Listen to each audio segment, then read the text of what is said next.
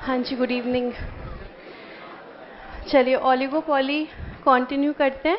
कल हम लोग कर रहे थे इसका डिमांड कर्व।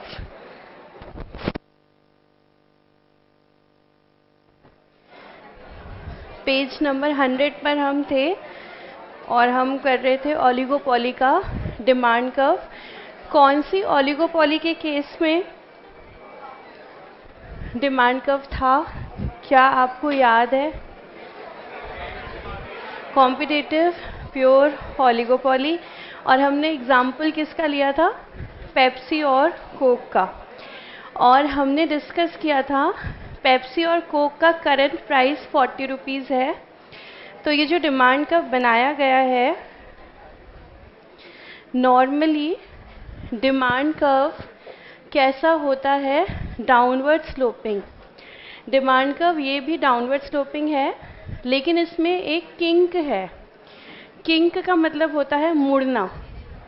तो ये डाउनवर्ड स्लोपिंग ही है, लेकिन ये एक पॉइंट पे आकर के मुड़ेगा। और जो ये मुड़ रहा है इसे हम कह रहे हैं किंक।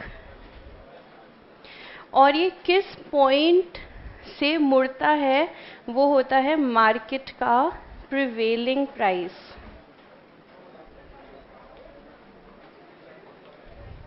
यानी कि अगर हम अपने एग्जाम्पल की बात करें तो ये किंक लगेगा 40 रुपीज़ पे, current price of Pepsi and Coke. उसके बाद इसको नाम दिया गया, भाई ये कैपिटल पी है, ये स्मॉल डी है, ये कैपिटल डी है। और इकोनॉमिस्ट स्वीजी कह रहे हैं the upper segment small D capital P of the demand curve is relatively elastic। कह रहे हैं अपर पोर्शन इलास्टिक है, while the lower segment capital P capital D is relatively inelastic,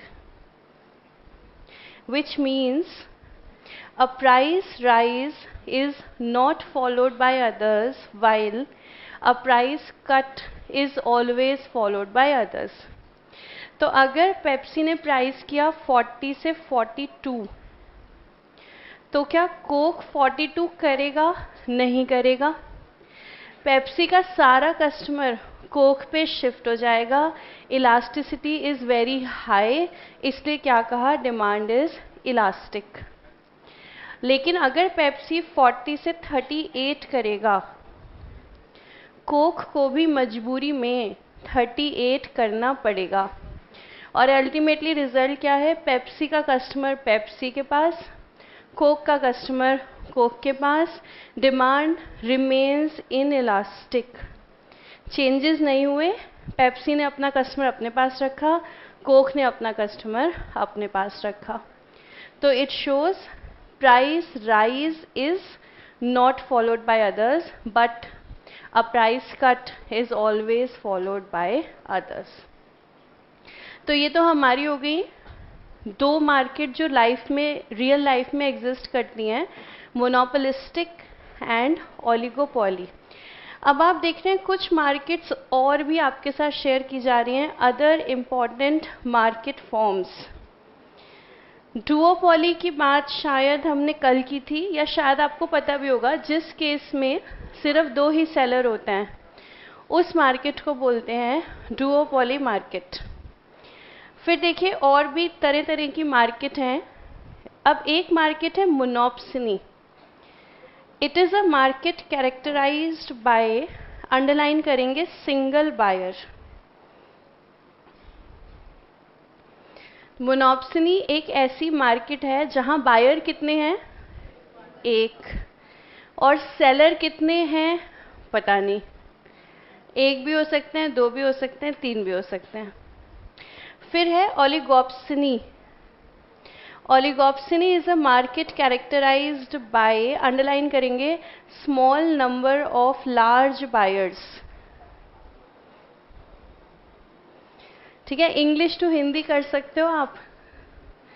smile तो चेहरे पर इतनी प्यारी आपकी आती है। Small number of large buyers. अब ये स्मॉल कहना चाहते हैं या ये लार्ज कहना चाहते हैं? तो ये कहना चाहते हैं कि बायर्स तो बहुत थोड़े से हैं, स्मॉल नंबर, फिर बायर लार्ज कैसे हो गए? बड़े अमाउंट में सामान को खरीदते हैं। बायर हैं थोड़े से, पर जब सामान खरीदते हैं तो हाई क्वांटिटी में खरीदते हैं। और फिर उसके बाद एक मार्केट और, bilateral monopoly. It is a market structure in which, underline करेंगे, there is only a single buyer and a single seller, combination of monopoly and monopsony market. तो अब ये जो 4 मार्केट हैं हमारे पास, डुओपोली। डुओपोली का मतलब हमारे पास हैं 2 सेलर। फिर हमारे पास है मोनोप्सनी, इसका मतलब है सिंगल बायर। सेलर्स के बारे में कुछ नहीं कहा, तो कितने भी हो सकते हैं, लेकिन अगर ऐसा हो जाए एक ही बायर और एक ही सेलर, तो हमने कहा मार्केट है बाइलैटरल मोनोपोली। बाइलैटरल का मतलब दोनों साइड से मोनोपोली है, सेलर भी सिंगल, बायर भी सिंगल। और फिर एक market I small number of large buyers, और इसका नाम है ओलिगोप्सनी। क्योंकि जब स्मॉल नंबर ऑफ सेलर्स होते हैं तो हमने बोला ओलिगोपोली, और स्मॉल नंबर ऑफ बायर्स हैं तो फिर ओलिगोप्सनी। ये मार्केट फॉर्म्स एग्जिस्ट करती हैं या नहीं? एग्जिस्ट तो करती हैं, लेकिन बहुत कम प्रोडक्ट्स में एग्जिस्ट करती हैं। जनरली तो हमें वही मिलेगा, मोनोपोलिस्टिक और ओलिगोपोली, लेकिन कहीं कहीं पर ये भी एग्जिस्ट करती हैं। जैसे आपके मोबाइल के ऑपरेटिंग सिस्टम, तो उनमें 2 ही सेलर्स हैं, या तो आपको एंड्रॉयड मिलेगा सिस्टम या फिर iOS मिलेगा। तो मार्केट ये कैसी हो गई? Duopoly market. फिर आपके अगर बात की जाए, कोई फर्म रेलवे स्लाइडिंग्स बना रही है या कोई फर्म रेलवे कंपार्टमेंट्स बना रही है, उसको खरीदने वाले कितने लोग हैं? एक ही है, सिंगल बायर। कौन? Government of India, Indian railways. Railways जो है उसको खरीदेंगे किस सामान को? जो भी रेल से कनेक्टेड होगा। तो हो सकता है बनाने वाले लोग 2-3 हो, लेकिन इन फर्म्स के लिए बायर कौन है? सिर्फ एक ही है, इंडियन रेलवेज। फिर अगर ऐसा कोई सेलर है जो वो सामान बना रहा है जो डिफेंस में काम आता है, जो सिर्फ डिफेंस में ही यूज़ होगा, तो उसका भी बायर कौन होगा? सिंगल बायर होगा, गवर्नमेंट ऑफ इंडिया। वो सामान खरीदेंगे जो भी आप डिफेंस से रिलेटेड बना रहे हो। इसलिए कभी कभी ऐसा हो जाता है, अगर बायर सिंगल होता है ना, तो सेलर भी फिर सिंगल ही रह जाता है।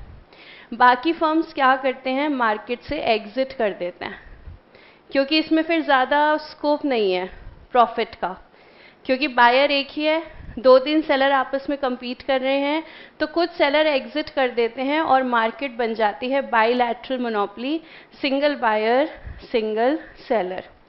इसका एग्जाम्पल इंडिया में तो नहीं है, लेकिन वर्ल्ड में इसका एग्जाम्पल है। क्या आपको पता है इलेक्ट्रिसिटी किस किस सोर्स से आती है?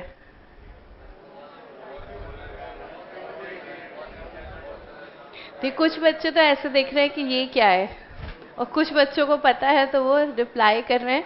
तो जिन बच्चों को नहीं पता, तो आज घर जाके छोटे भाई बहनों की किताब इलेक्ट्रिसिटी कहाँ कहाँ से आती है। अच्छा, क्या आपको ये पता है इलेक्ट्रिसिटी कोल से आती है? Coal is a big source to generate electricity. Coal कौन से कलर में होता है? ब्लैक। और भी कोई कलर हो सकता है? तो कोल जो है जनरली जो अवेलेबल होता है that is in black colour, लेकिन कहीं कहीं पर नेचुरल रिजर्व ब्राउन कोल का भी है। ब्राउन कोल माइंस भी हैं जहाँ से ब्राउन कोल हम निकालते हैं। तो अगर ब्राउन कोल निकल रहा है, सिस्टम क्या होता है, जितने भी हमारे कोल बेस्ड पावर स्टेशंस होते हैं वो कहाँ पर होते हैं, प्लेस क्या होता है जहाँ से उनको रॉ मटेरियल ईजिली पहुँच जाए। तो नॉर्मली ये पावर स्टेशंस आपको कोल माइंस के पास मिलेंगे ताकि वहाँ से कोल आ जाए और यहाँ पे इलेक्ट्रिसिटी जनरेट कर लें। तो जहाँ पे जिस एरिया में ब्राउन कोल अवेलेबल है वहाँ पे brown coal based power station ज़रूर होगा। और सिस्टम क्या है, ये है सिंगल सेलर और ये है सिंगल बायर। ये जितना भी कोल यहाँ से एक्सट्रैक्ट होगा ये सारा का सारा पावर स्टेशन को जो है सेल कर दिया जाएगा। और पावर स्टेशन कहाँ से कोल खरीदेगा, यहीं से खरीदेगा, क्योंकि एक कोल माइन होती है, बहुत ज़्यादा ब्राउन कोल अवेलेबल नहीं होगा। तो ब्राउन कोल की मार्केट हमेशा जहाँ पे भी देखी जाती है that is bilateral monopoly market, single buyer single seller. और फिर आते हैं small number of large buyers पे। अगेन इंडिया में ये नहीं है लेकिन वर्ल्ड में ये एग्जिस्ट करती है।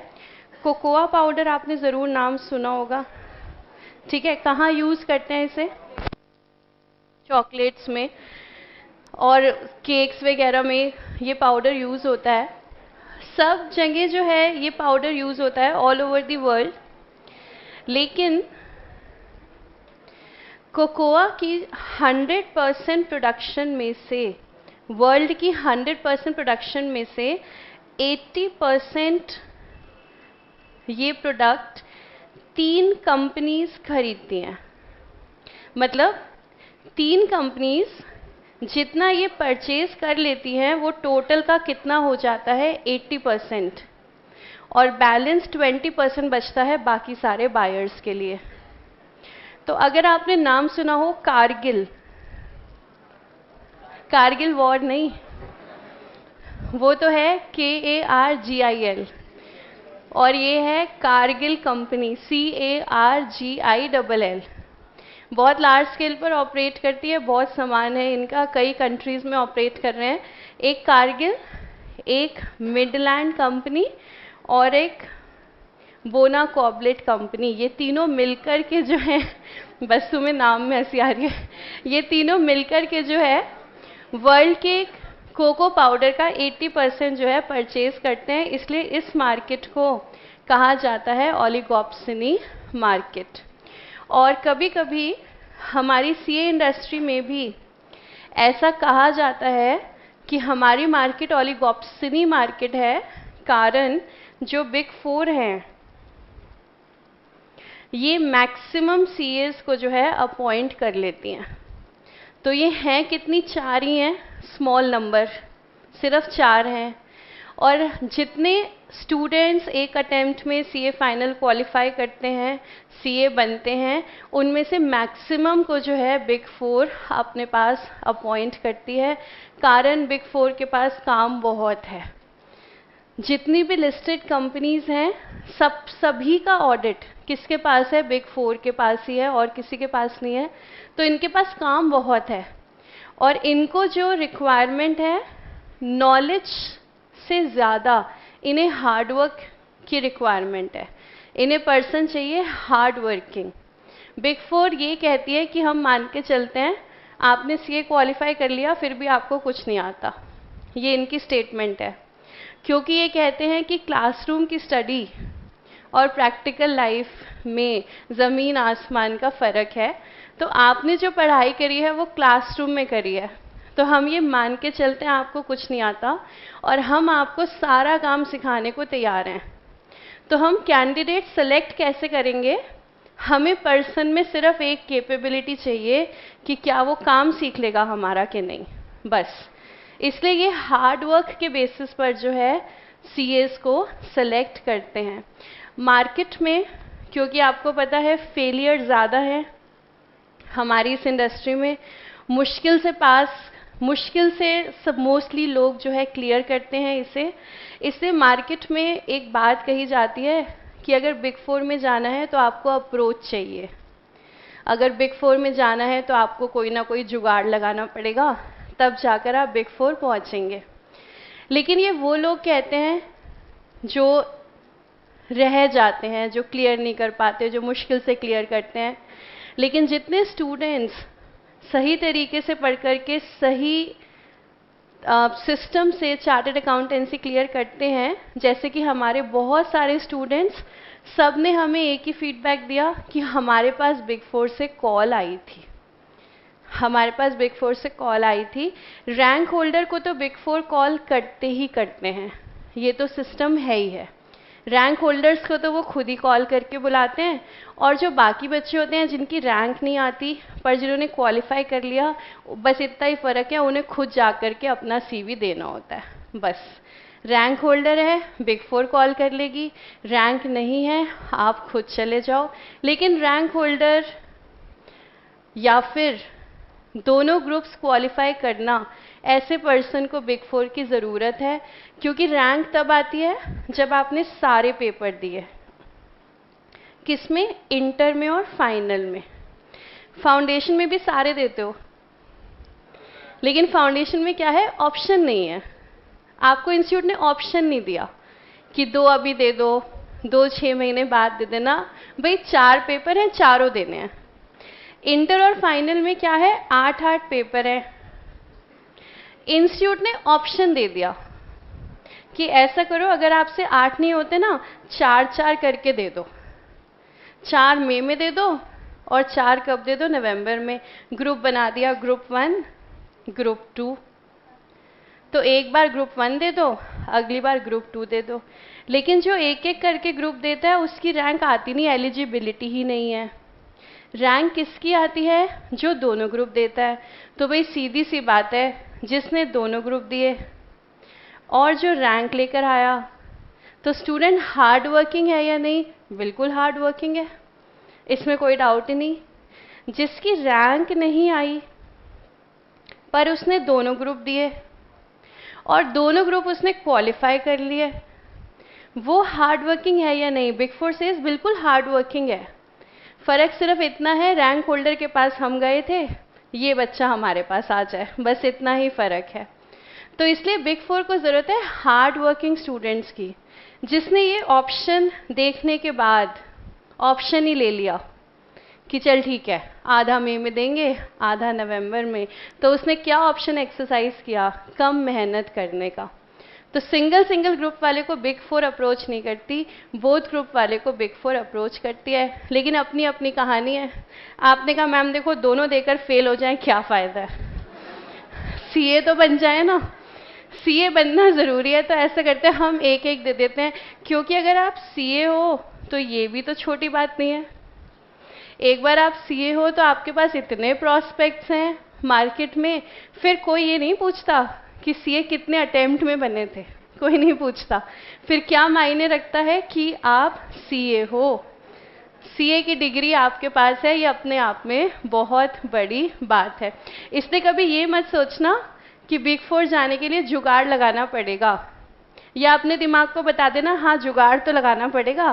क्या जुगाड़ है? या तो रैंक ले आओ या दोनों ग्रुप इकट्ठे क्वालिफाई कर लो, यही जुगाड़ लगाना, और कोई जुगाड़ मत लगाना। ठीक है, चलो फिर हम आते हैं, थोड़ा सा पीछे चलेंगे, पेज नंबर 97 पर।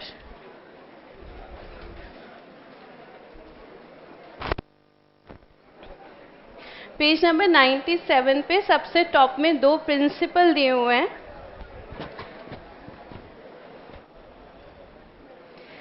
आपको पता होगा CA करने के बाद आप कहीं पे जॉब भी कर सकते हो और अपनी फर्म ओपन करके अपना काम भी कर सकते हो।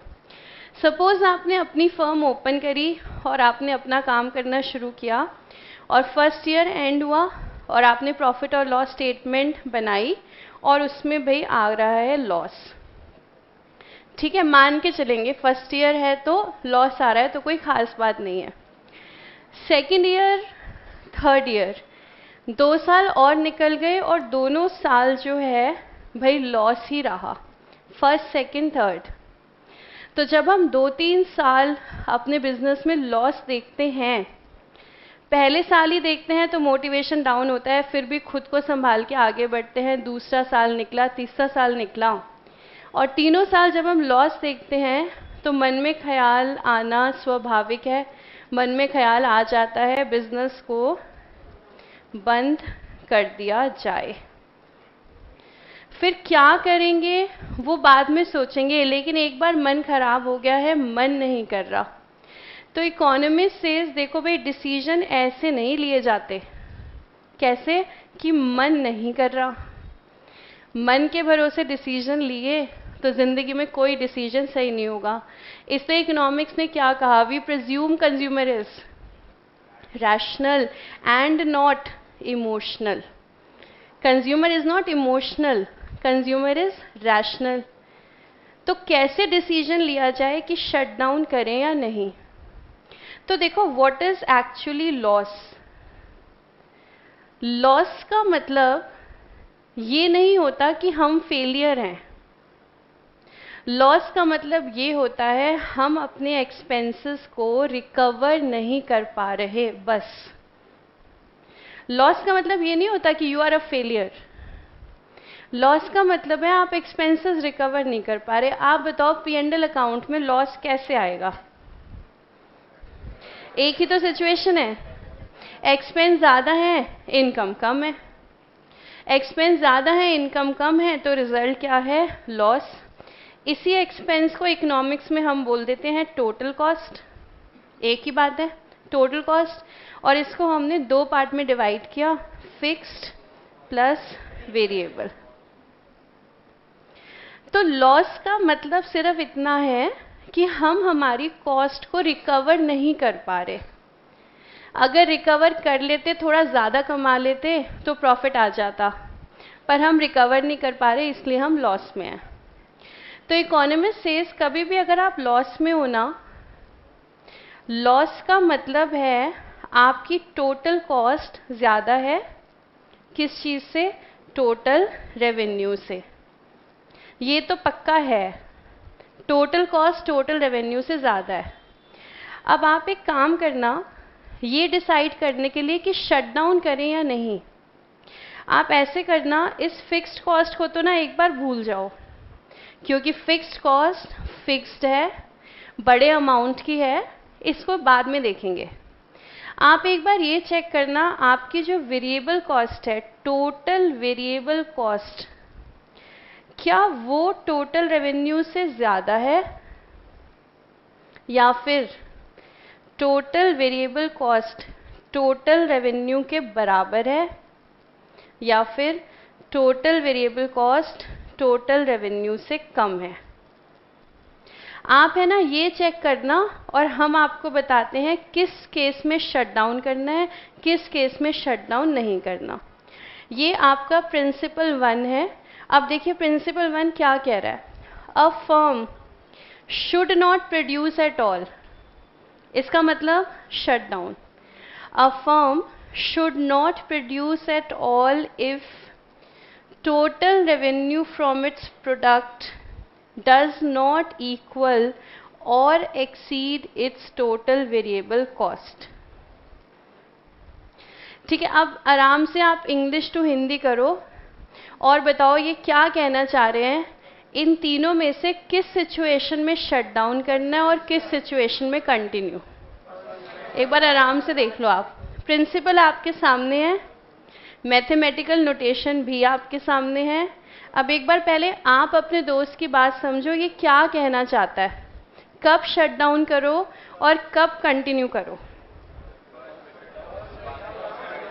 तो फर्स्ट में क्या करना है? Shut down. थर्ड में क्या करना है? Continue. Don't shut down, continue. और सेकंड में क्या करना है? कंटिन्यू। तो इकोनॉमिस्ट क्या कह रहे हैं, आपको कभी भी ऐसा लगे बिजनेस को शट डाउन कर दें, तो ऐसा करना, वेरिएबल कॉस्ट चेक कर लेना। अगर आपकी वेरिएबल कॉस्ट रेवेन्यू के बराबर आ जाए, या फिर वेरिएबल कॉस्ट रेवेन्यू से कम आ जाए, दोनों ही केसेस में बिजनेस के रिवाइव होने की पूरी उम्मीद अभी बाकी है, इसलिए अभी शट डाउन मत करो, अभी मेहनत से काम करते चलो। लेकिन अगर आप अपनी वेरिएबल कॉस्ट भी रिकवर नहीं कर पा रहे अपने रेवेन्यू से, तो फिर इकोनॉमिस्ट से don't waste our scarce resources. अगर आप वीसी भी रिकवर नहीं कर पा रहे ना, तो एफसी रिकवर करने की तो कोई उम्मीद ही नहीं है। तो इसलिए फिर इस केस में क्या करो, आपके लिए बेस्ट एडवाइस क्या है, शट डाउन ही कर दो और अपने रिसोर्सेज को कहीं और जाकर के जो है आप लगाओ। तो कभी भी शट डाउन का डिसीजन लेना है तो क्या ऐसे लेना है कि मन खराब हो गया, नहीं, ऐसे नहीं लेना। कैसे लेना है, वेरिएबल कॉस्ट को चेक करना है, रेवेन्यू से कंपेयर करना है। अगर रेवेन्यू के बराबर है चलते चलो, रेवेन्यू से कम है बहुत ही बढ़िया, चलते चलो। हाँ, अगर रेवेन्यू से ज़्यादा है फिर सोच लेना कि बिजनेस को शट डाउन करना है या 1-2 साल और इंतज़ार करना है। ये तो रही शट डाउन की सिचुएशन। एक सिचुएशन हमने कल सीखी थी, अगर AR AC के बराबर होता है तो हम क्या कहते हैं, firm is earning normal profit. अगर AR AC से ज़्यादा होता है तो हम बोलते हैं सुपर नॉर्मल, एबनॉर्मल नहीं, एबनॉर्मल नहीं, सुपर नॉर्मल प्रॉफिट। और अब तीसरी चीज़, टोटल की सिग्निफिकेंस आ गई, एवरेज की सिग्निफिकेंस आ गई, अब तीसरी चीज़ मार्जिनल। प्रॉफिट मैक्सिमाइजेशन आपको पता है, MR is equals to MC and MC should cut MR from below. अगर कभी प्रोड्यूसर को ये डिसाइड करना है कि मैं आउटपुट और बढ़ाऊं या नहीं, सबसे पहली बात तो ये डिसीजन कब लेना पड़ता है, जब हम टोटल कैपेसिटी पे ऑपरेट कर रहे हो। सपोज यहाँ पे 400 स्टूडेंट्स बैठ सकते हैं और मेरे पास 200 स्टूडेंट्स का एडमिशन है, तब क्या मैं सोचूंगी कि और स्टूडेंट का एडमिशन लेना है कि नहीं? तब तो क्वेश्चन ही नहीं उठता ना भाई। जब 400 स्टूडेंट बैठ सकते हैं, थोड़ी आप सोचोगे 400 स्टूडेंट बैठ सकते हैं और 400 का एडमिशन हो गया। अब डिसीजन लेना है कि इस क्लास में अब और एडमिशन लिए जाएं या ना लिए जाएं। ठीक है, तो आउटपुट को इंक्रीज करने का डिसीजन प्रोड्यूसर लेना चाह रहा है। सबसे पहली बात तो कब लेता है, जब टोटल कैपेसिटी पर आ चुका है, फुल कैपेसिटी पे ऑपरेट कर रहा है और अब सोच रहा है कि और आउटपुट बढ़ाएं या ना बढ़ाएं। तो इकोनॉमिस्ट सेज अपना ना एडिशनल रेवेन्यू चेक कर लेना और एडिशनल कॉस्ट चेक कर लेना। मार्जिनल मतलब एडिशनल। एक यूनिट अगर अब आपने बढ़ाई फुल कैपेसिटी पे पहुंचने के बाद, अब पहले चेक कर लो एक यूनिट को बढ़ाने की कॉस्ट कितनी है और एक यूनिट को बढ़ाने से रेवेन्यू कितना है। तो देखो, अगर तो रेवेन्यू है ज़्यादा तो क्या करो, आउटपुट बढ़ाते चलो। कब तक बढ़ाते चलो, जब तक यहाँ ना पहुँच जाओ, जब तक MR MC के बराबर ना हो जाए बढ़ाते चलो, बस इसके बाद मत बढ़ाना। इसके बाद बढ़ाया तो क्या होगा, कॉस्ट ज़्यादा हो जाएगी, रेवेन्यू कम हो जाएगा। तो till the time MR is greater than MC, advice to producer is you should keep on increasing your output. ये हमारा second principle है।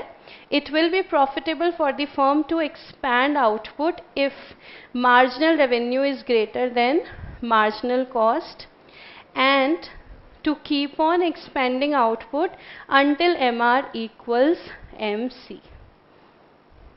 ठीक है, क्लियर? तो अब ऐसा करते हैं, थोड़े से हम क्वेश्चंस प्रैक्टिस करते हैं मार्केट के। तो पेज नंबर 101,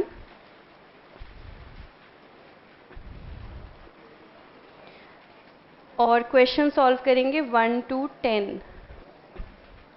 जिसमें क्वेश्चन नंबर 6 अभी नहीं करेंगे हम।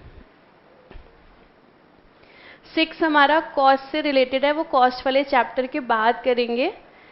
6 छोड़ के बाकी क्वेश्चन करेंगे 1 to 10।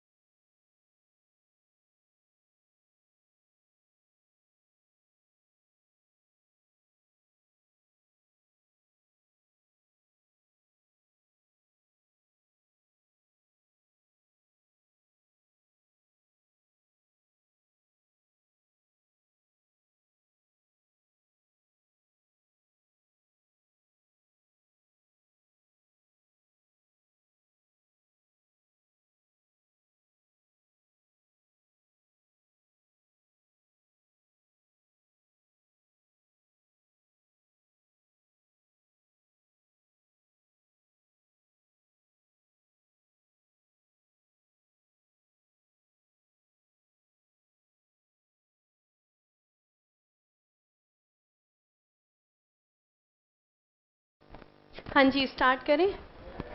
नहीं।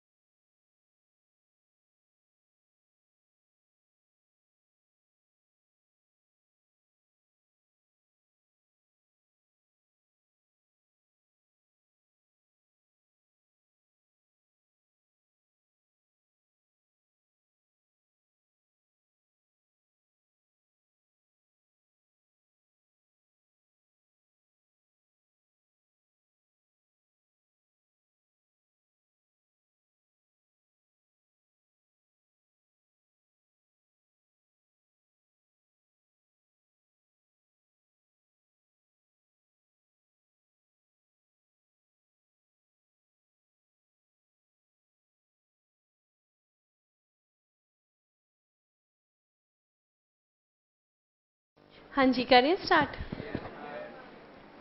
Question number 1, answer is confidence. Second, confidence. Third, confidence. Fourth, determination. Fifth, confidence. Six का आंसर मार्क करके एक बार छोड़ देंगे, एस्पिरेशन। समझेंगे हम चैप्टर 3 के बाद। फिर क्वेश्चन नंबर 7, डिटर्मिनेशन। क्योंकि जो फर्स्ट 3 कंडीशंस हैं, जब वो लगती हैं तब हम उसे प्योर कंपटीशन भी बोलते हैं। Then question number 8, aspiration. Very good. Question number 9, basics. Question number 10, कितने स्टूडेंट्स कह रहे हैं aspiration, basics, confidence, determination. Price taker means perfect competition. तो क्वेश्चन ये है, परफेक्ट कंपटीशन का क्या फीचर नहीं है? तो परफेक्ट कंपटीशन का डिमांड कर्व कैसा होता है? Straight line. तो नेगेटिवली स्लोप डिमांड कर्व यानी कि कॉन्फिडेंस, ये फीचर गलत है, ये परफेक्ट कंपटीशन का फीचर नहीं है। ठीक है, फिर थोड़े से और क्वेश्चन सॉल्व करेंगे। क्वेश्चन 11 to 20, जिसमें क्वेश्चन 11 हम नहीं कर रहे हैं अभी, यानी कि हम सॉल्व कर रहे हैं 12 to 20।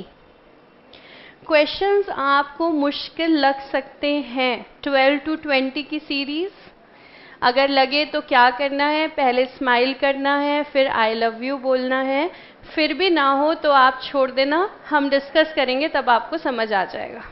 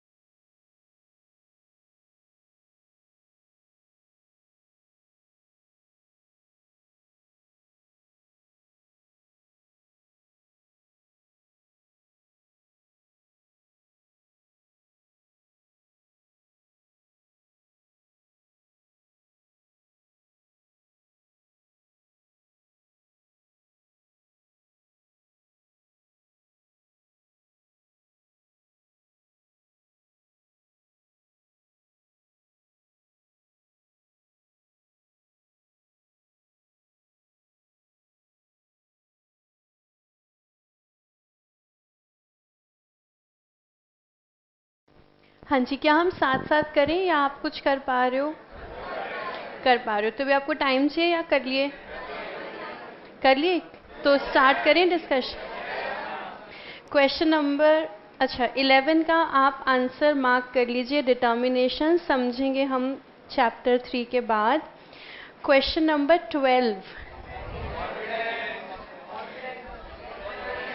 तो question number 12, with a given supply curve a decrease in demand, answer is confidence. अब इस चीज़ को, इस टाइप के क्वेश्चंस को जो इस सीरीज में काफ़ी हैं, 12 to 20 में ऐसे कई क्वेश्चंस हैं, सप्लाई चेंज हो रही है, डिमांड चेंज हो रही है, कहीं पे दोनों चेंज हो रही हैं, कहीं पर एक ही चेंज हो रही है। या तो आप इसको लॉजिकली सोच करके फिर अटेम्प्ट कर सकते हो ठीक है, कि प्राइस या क्वांटिटी पे क्या इफेक्ट पड़ेगा। एक तरीका आपके पास और भी है जो आपने पहले से ज़रूर सीखा होगा। आपने ग्राफ्स बनाए होंगे और आपने जैसे देखा कि भाई intersection of demand and supply, इससे क्या डिसाइड हो जाएगी? Equilibrium quantity and equilibrium price. उसके बाद मुझे उम्मीद है आप सबको ये सारी गेम्स सिखाई गई होंगी, आपने खेली होंगी। इफ सप्लाई इंक्रीज तो नई क्वांटिटी नई price, if demand increase, if supply decrease, if demand decrease, if both increase in same proportion, if both increase in different proportion. ये सारे ग्राफ्स बनाए हुए हैं आपने। तो अगर आपसे लॉजिकली सॉल्व ना हो तो आप ग्राफ की मदद से भी सॉल्व कर सकते हो। जैसे ये वाला क्वेश्चन कह रहा है, with a given supply curve a decrease in demand. इसका मतलब भाई डिमांड हमारी डिक्रीज हो गई, तो डिमांड डी से आ गई D1 पे, तो ये हमारी नई क्वांटिटी और ये हमारा नया प्राइस। तो आप देख रहे हो दोनों चीज़ें क्या हो रही हैं? फॉल कर रही हैं। तो आंसर क्या हो गया? Confidence, overall decrease in price and decrease in quantity. Logically भी कर सकते हो, ग्राफ से भी कर सकते हो, जैसे आपको इजी लगे वैसे कर लेना। फिर चले क्वेश्चन नंबर 13 की तरफ। Basics. Ultimate goal of the firm is profit maximisation, और बिजनेस इकोनॉमिक्स कहेगी ultimate goal of the firm is survival, survive करना। लेकिन सिंपल इकोनॉमिक्स कहती है goal of the firm is profit maximisation. Then question number 14, confidence. Question number 15, answer is determination. 15 में क्या हो रहा है? कंज्यूमर की इनकम डिक्रीज हो रही है, इसका मतलब डिमांड डिक्रीज होगी, और नंबर ऑफ सेलर्स भी डिक्रीज हो रहे हैं, इसका मतलब सप्लाई भी डिक्रीज होगी। यानी कि अगर हम हमारे ग्राफ पे चलें तो परिस्थिति ये है, दोनों में डिक्रीज है। अच्छा, किस प्रोपोर्शन है से है ये नहीं बताया कि दोनों सेम से फॉल कर रहे हैं या फिर दोनों डिफरेंट से फॉल कर रहे हैं। हम अगर दोनों को फॉल करा दें, डिमांड D से D1 और सप्लाई S से S1, दोनों में फॉल है, तो आप देखोगे जो क्वांटिटी है वो तो फॉल करेगी ही करेगी। लॉजिकली ज़्यादा बेटर है देखना, अगर डिमांड सप्लाई दोनों कम हो रहे हैं तो क्वांटिटी तो फॉल करेगी करेगी। और प्राइस, तो देखो प्राइस का तो कुछ नहीं कह सकते, सेम प्रोपोर्शन होगा तो प्राइस शायद सेम रह जाए, डिफरेंट प्रोपोर्शन में प्राइस चेंज होगा, पर फिर वो डिपेंड करता है, सप्लाई ज़्यादा से फॉल कर रही है तो अलग इफेक्ट है, डिमांड ज़्यादा से फॉल कर रही है तो अलग इफेक्ट है। तो हमारा आंसर क्या बनेगा? Quantity will decrease, nothing can be said about the price. Price same भी रह सकता है, बढ़ भी सकता है, घट भी सकता है। तो 15th का हमारा आंसर हो गया डिटर्मिनेशन। फिर आगे चलते हैं 16th, confidence, very good. 17th determination, 18th confidence, 19th confidence, 20th determination. ठीक है, चलो मार्केट के क्वेश्चंस इतने ही करेंगे। अब हम डिमांड एंड सप्लाई के होमवर्क क्वेश्चन पहले डिस्कस करते हैं। और मार्केट में से आज आप कर लेना 21 to 40। 20 तक हमने कर लिया, 21 to 40 आज आपका होमवर्क। और अब हम डिस्कस कर लेते हैं demand and supply.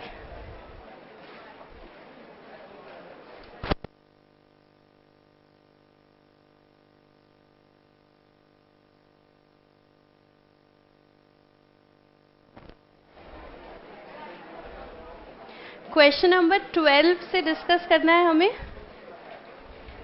Page number 46।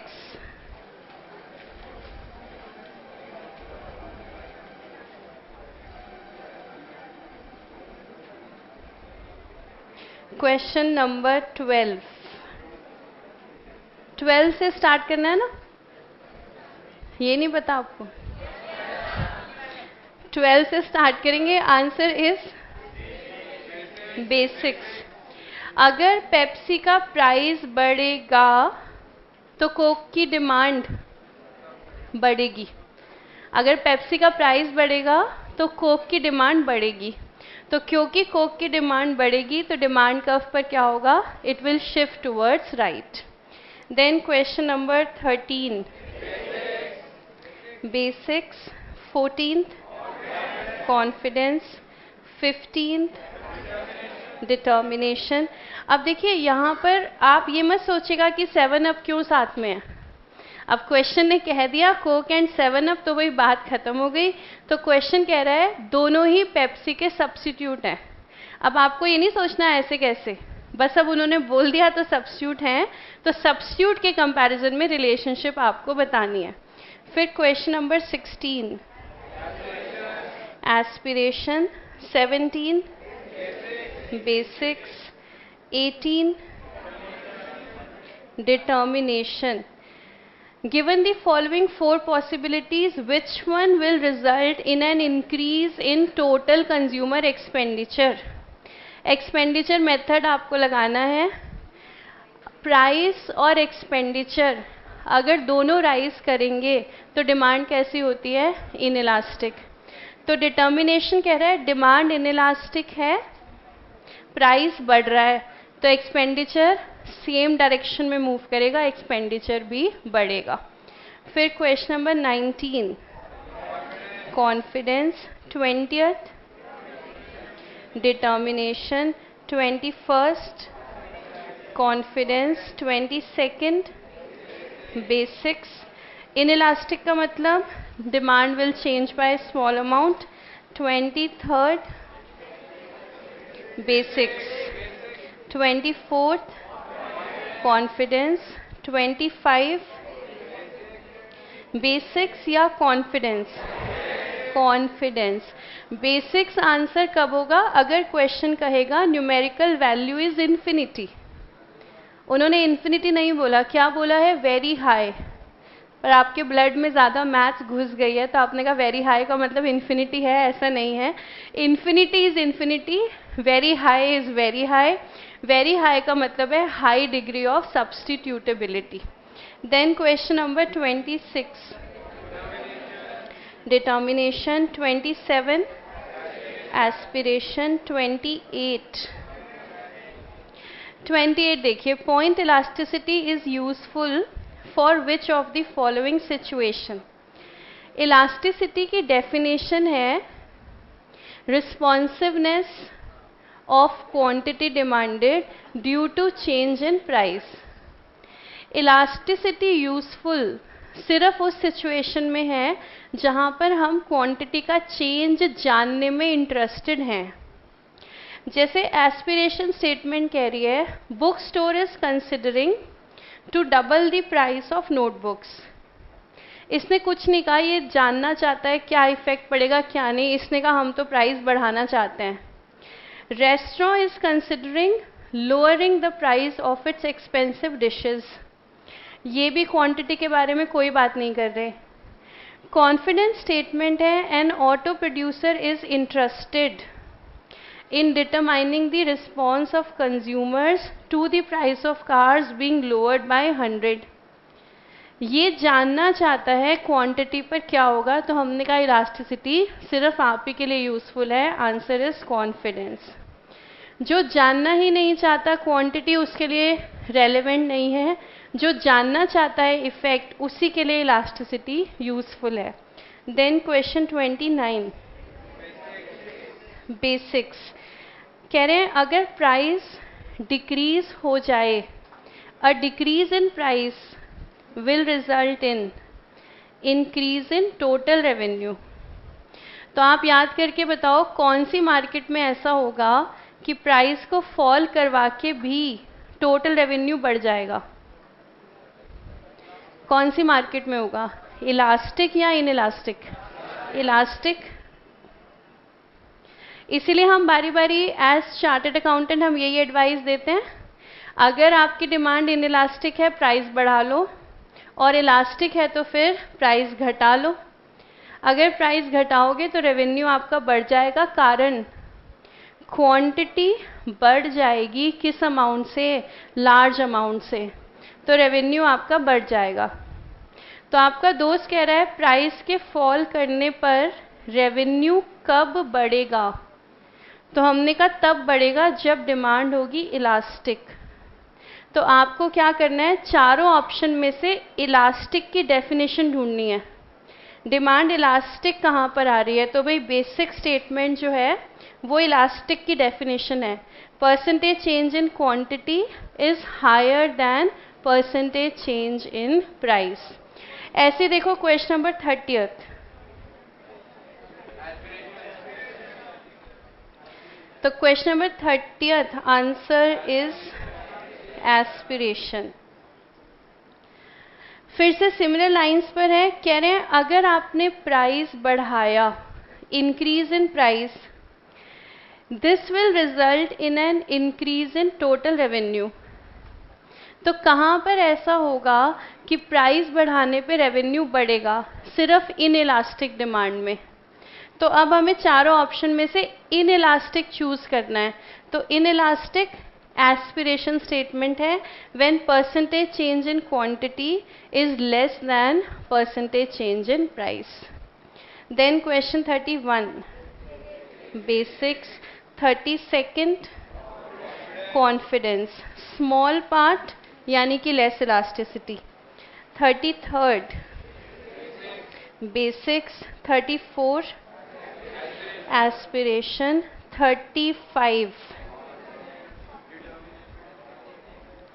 35 which is not an assumption of indifference curve।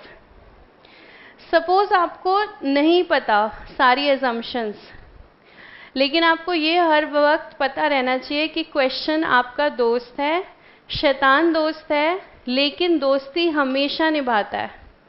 मान लेते हैं आपको इसमें से कुछ समझ में नहीं आ रहा, पर आपको ये तो पता है क्या इंडिफरेंस कर्व मनी की बात करता है? बिल्कुल बात नहीं करता। इसमें सोच रहे हो आप, क्या आईसी एनालिसिस मनी की बात भी करता है? कोई बात नहीं करता। क्या कहता है? Satisfaction can be ranked, it can not be measured. तो जो मनी से रिलेटेड पॉइंट है वो तो इंडिफरेंस कर्व का कभी हो ही नहीं सकता। तो क्वेश्चन नंबर 35 का आंसर क्या बनेगा? कॉन्फिडेंस। और बाकी पॉइंट्स भी एक बार देख लें। Aspiration, given scale of preferences, इसका मतलब इंडिफरेंस कर्व हमें गिवन होता है, IC1, IC2, IC3 ऐसा होता है। सेकंड है डिमिनिशिंग MRS, ये तो हमने पढ़ा है MRS डिमिनिश करता है। और लास्ट है consumer would always prefer more of a particular good to less of it. जैसे मैंने आपसे पूछा था आप कौन से IC पे रहना चाहते हो, तो आपने कहा था हाईएस्ट पर। यही बात है कि कंज्यूमर हमेशा किस पे रहना चाहता है? हाईएस्ट पे रहना चाहता है। तो बाकी सारी स्टेटमेंट सही हैं। जो स्टेटमेंट आईसी कर्व से रिलेट नहीं करती है वो है confidence, constant marginal utility of money. Then question number 36, confidence. 37, confidence. 38, aspiration. 39, aspiration. 40th, confidence. आवाज़ आपकी सारे क्वेश्चन में मध्यम रही है, क्या इसका मतलब ये है आपने सॉल्व नहीं किया?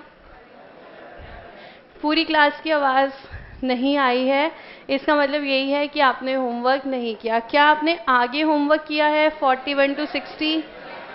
क्या मैं डिस्कस करूं या मैं डिस्कस ना करूं?